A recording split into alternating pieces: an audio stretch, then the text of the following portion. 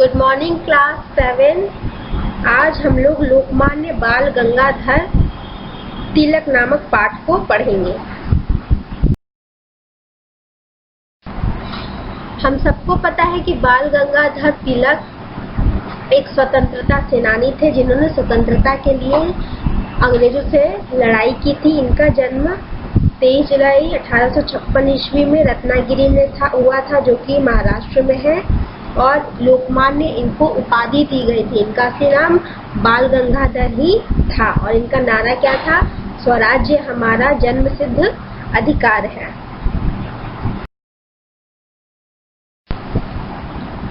हम सभी को पता है कि बाल गंगाधर तिलक आज़ादी की लड़ाई में शामिल युवकों में उनका नाम बहुत ही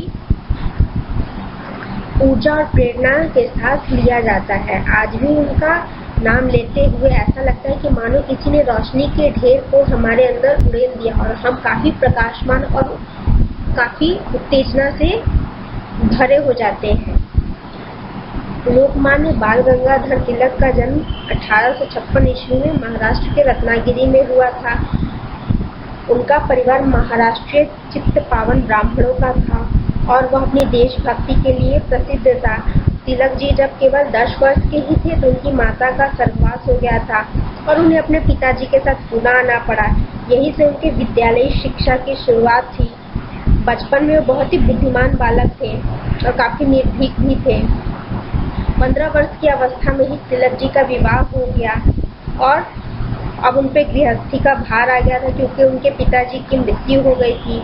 उन्हें दक्कन कॉलेज पूना से बीए तथा बम्बई विश्वविद्यालय से कानून की डिग्री उन्होंने प्राप्त की, लेकिन वकालत पास करने के बावजूद भी तिलक जी को नौकरी करना पसंद नहीं था और वे अपने परम मित्र गोपाल राव आगरकर के साथ मिलकर भारत से ब्रिटिश शासन को जल्दी से जल्दी हटाने के लिए जन जागरण के कार्य प्रारंभ कर दिए। उन्हें विश्वास था कि जैसे ही हमारे देश को स्वतंत्रता मिल जाएगी, हमें अंग्रेजों की नौकरी नहीं करनी पड़ेगी और हमारी उन्नति का मार्ग खुल जाएगा। 1880 से 1820 तक का 40 वर्ष का भारतीय इतिहास का काल लोकमान्य तिलक की आवाज से गूंजता रहा। उनके स्वतंत्रता के सिद्धांत ने भारतीय राजनीति में एक नया जोश पैदा किया तथा उनके सुधारों और चिंतन ने भारतीय संस्कृति की जड़ों को सींचकर उसे हरा भरा भी किया और घना भी किया। तिलक हमारी सांस्कृतिक धरोहर की सर्वोत्तम देनों में से एक थे और बापू ने उन्हें महासागर सा भी कहा है। उनके निधन यानी उनकी मृत्यु की सूचना पाकर बापू यानी कि महात्मा गांधी के मुंह से अचानक से यह भाव निकल पड़ा कि मेरा सबसे मजबूत रक्षक चला गया। बापू उन्हें बहुत मानते थे। लोकमान्य तिलक ने सार्वजनिक जीवन में प्रवेश के समय आजादी की लड़ाई में सक्रिय रूप से भाग नहीं लिया था। स्वतंत्रता आंदोलन में तिलक का सबसे बड़ा योगदान यह है कि उन्होंने संघर्ष से आम लोगों को जोड़ा तथा आम लोगों के अंदर राजनीतिक चेतना जागृत की तथा उसने अपने देश और अपने देश की संस्कृति के प्रति गौरव का भाव पैदा किया और उनकी सोई हुई ऊर्जा को जगाया। क्योंकि जब तक हमारे देश के नागरिकों के अंदर यह भावना नहीं आएगी, 2-4 लोगों के लड़ने से हमें स्वतंत्रता प्राप्त नहीं हो सकती। और उन्होंने वकालत में भी ऐसे भाषण दिए जिसके लिए उन्हें अभी भी उन्हें याद किया जाता है। उनकी पुस्तक ओरियन तथा architect home in the Vedas भारतीय दर्शन संबंधी उनकी सूझबूझ की गवाह है। उनके समाचार पत्र मराठा और केसरी उनके तीक्ष्ण तथा मौलिक विचारों को हमारे सामने रखते हैं कि वो कैसे विचारों के थे। शिक्षा से उनका गहरा जुड़ाव था। पूना शहर से उन्होंने अपनी स्नातक यानी अपनी बीए तक की शिक्षा पाया। बाद में पूना के ही फर्ग्यूसन कॉलेज की स्थापना में अपना योगदान दिया। उन्होंने स्कूल में पढ़ाया और बाद में अपने विचारों और कार्यों के द्वारा लोगों को पढ़ाते ही रहे। इंदिरा गांधी ने भी उनके बारे में कहा है कि तिलक एक महान विद्वान थे, आजन्म शिक्षक थे, यानी जन्म से लेकर मृत्यु पर्यंत उन्होंने शिक्षा लोगों को शिक्षा दी, भय रहित नेता थे। इन सबसे ऊपर एक ऐसे राष्ट्रभक्त थे जो कि स्वराज के लिए जीते थे और स्वराज के लिए ही उन्होंने अपनी जान दे दी। यही उनकी सबसे बड़ी शिक्षा भी थी। उनकी मस्तिष्क की प्रखरता यानी बुद्धिमानी उनका सबसे प्रमुख गुण था तथा यही वह गुण था जो उन्हें अपने समकालीन लोगों से अलग भी करता था और वे जो कहते थे वह करते भी थे तथा जो वे कर सकते थे वह कहते थे। उससे ज्यादा ना वो कहते थे जो वो ना कर पाए। कथनी और करनी में उनमें एक रूपता थी। राजनीति और शिक्षा के साथ साथ सामाजिक क्षेत्र में भी उनका योगदान था। मानवीय गरिमा की रक्षा और उसे बढ़ाना उनके सभी सामाजिक कार्यों के केंद्र में रहा और यही कारण है कि सामाजिक क्षेत्र से जुड़े हुए होने के कारण ही वह आम लोगों में भी काफी प्रिय थे। उन्होंने विधवा विवाह का समर्थन किया, बाल विवाह का विरोध किया, अस्पृश्यता का विरोध किया यानी कि छुआछूत का विरोध किया, दहेज प्रथा का भी विरोध, समाज से मानव की मूलभूत गरिमा को स्थापित करने की कोशिश की और उन्होंने पूना शहर में एक भाषण भी दिया था। वो 1890 ईस्वी में उन्होंने उसमें कहा था कि समाज सुधार के बारे में बातें अधिक होती हैं, लेकिन अब हमें याद रखना है कि हमें आम लोगों के बीच यह काम करना है। सिर्फ बातें करने से कुछ नहीं होने वाला। यदि हम आपको उनसे अलग कर लेंगे तो सुधार असंभव हो जाएगा। मैं समझता हूँ कि प्रत्येक को सुधार स्वयं से शुरू करना चाहिए और दूसरों के सिद्धांतों की बजाय अपने आचरण को बदलने की कोशिश करनी चाहिए।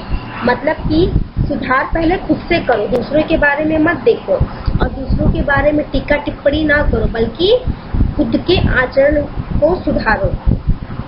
लोकमान्य तिलक में अपने देश के लोगों के मन और मस्तिष्क की गहरी पकड़ थी, यानी वह समझते थे कि इस देश के लोग क्या सोचते हैं, क्या समझते हैं और इसी कारण उन्होंने उनके अंदर एकजुटता करने के लिए उन्हें एकजुट करने के लिए गणेश उत्सव और शिवाजी उत्सव जैसे सांस्कृतिक कार्यक्रम शुरू किए जिसका जबरदस्त सकारात्मक प्रभाव भी लोगों पर पड़ा। और जबकि अब यह त्योहार सिर्फ महाराष्ट्र में नहीं बल्कि देश के अन्य भागों में भी अब यह सांस्कृतिक जीवन का अंग बन गया, यानी देश के अन्य भागों में भी अब इन उत्सवों को मनाया जाता है। अपनी संस्कृति से गहरे रूप से जुड़कर ही कोई व्यक्ति इतना ऊपर उठ सकता है और लोकमान्य तिलक इसके बहुत ही अच्छे प्रमाण हैं।